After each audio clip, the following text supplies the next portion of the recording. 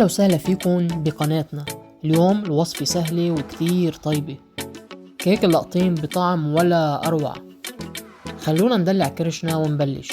بنروح على المقادير: 450 جرام لقطين، 3 حبات بيض، 2 كوب طحين، كوب ونص سكر، 3/4 كوب زيت، 2 ملعقة صغيرة بيكنج باودر، 1 ملعقة صغيرة بيكنج صودا، نص ملعقة صغيرة فانيليا، 2 ملعقة صغيرة قرفة. بعد ما قطعنا اليقطين لمربعات نسلقه لمدة 20 دقيقة تقريبا. هلأ صار اليقطين جاهز معنا.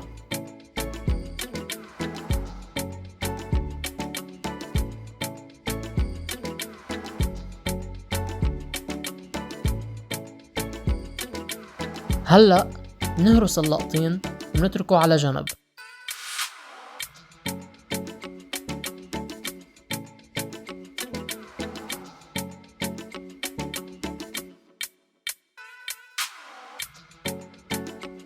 رشة ملح.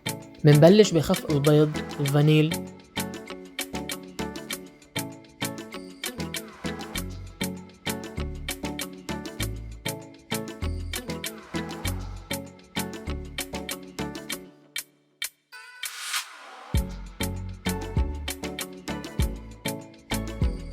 السكر،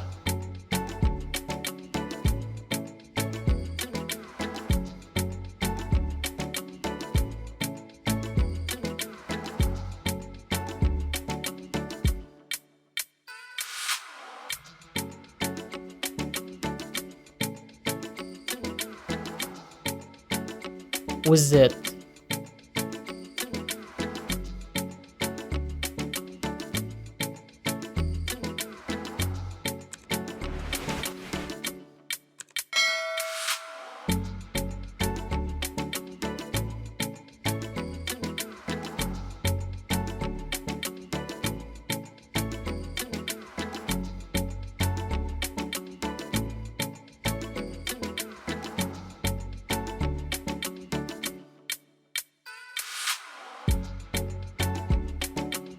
هلأ صاروا جاهزين معنا.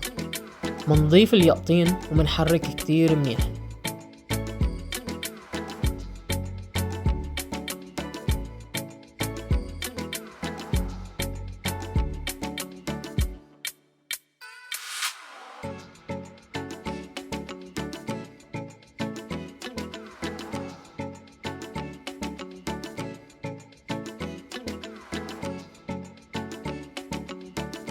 هلأ منخلط الطحين، البيكنج باودر، البيكنج صودا، والقرفة.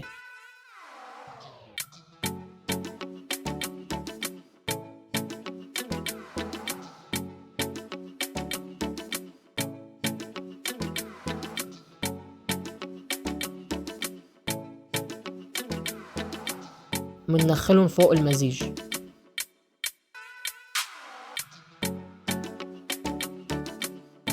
منحرك من تحت لفوق شوي شوي.